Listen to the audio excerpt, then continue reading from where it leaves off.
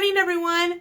Happy Christmas Eve to you all. It is Vlogmas day 24, and today we are going to be doing Twas the Night Before Christmas, credited to Clement Moore, and it was originally published in the Troy Sentinel newspaper in upstate New York on December 23rd, 1823. So without further ado, let's get started.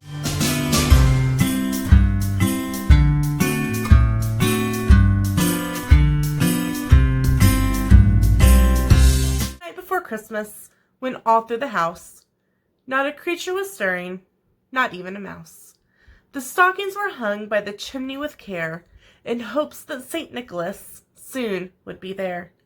The children were nestled all snug in their beds, while visions of sugar plums danced in their heads.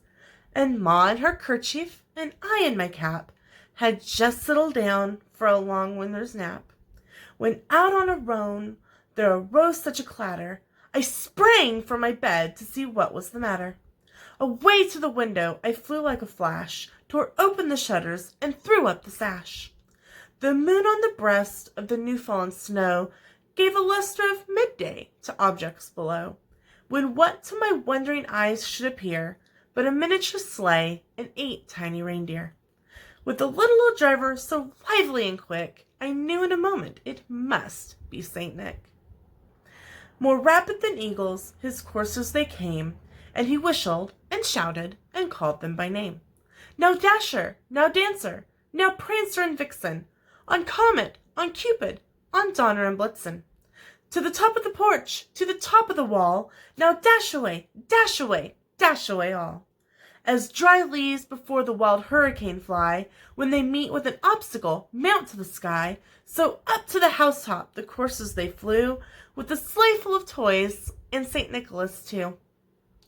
And then in a twinkling I heard on the roof a prancing and pawing of each little hoof. As I drew in my head and was turning around, down the chimney St. Nicholas came with a bound.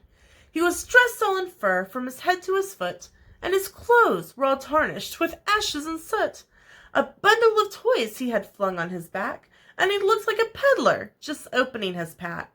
His eyes, how they twinkled, his dimples, how merry. His cheeks were like roses, his nose like a cherry. His droll little mouth was drawn up like a bow, and the beard at his chin was as white as the snow. The stump of a pipe he held tight in his teeth, and the smoke, it encircled his head like a wreath. He had a broad face and a round little belly that shook when he laughed like a bowl full of jelly. He was chubby and plump, a right jolly old elf, and I laughed when I saw him in spite of myself. A wink of his eye and a twist of his head soon gave me to know I had nothing to dread. He spoke not a word, but went straight to his work, and filled all the stockings, then turned with a jerk, and laying a finger aside of his nose, and giving a nod, up the chimney he rose.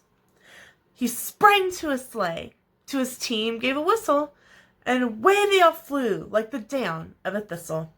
But I heard him exclaim, ere he drove out of sight, Happy Christmas to all, and to all a good night. So, like I said at the beginning, there is a lot of up and in the air over who actually wrote Twas the Night Before Christmas, and you can do your own research on it. What we are credited today with is that Clement Moore wrote it. It appeared in a book of poems that was published in 1844. So everyone's like, well, how did they get into the newspaper 20-some years prior to a book being published? Well, we all know that, people write and submit things all the time.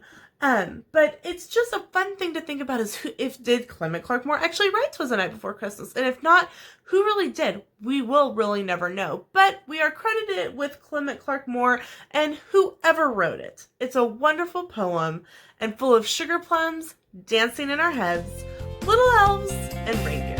So that's it for today's video, and we'll see you tomorrow for our last Vlogmas video.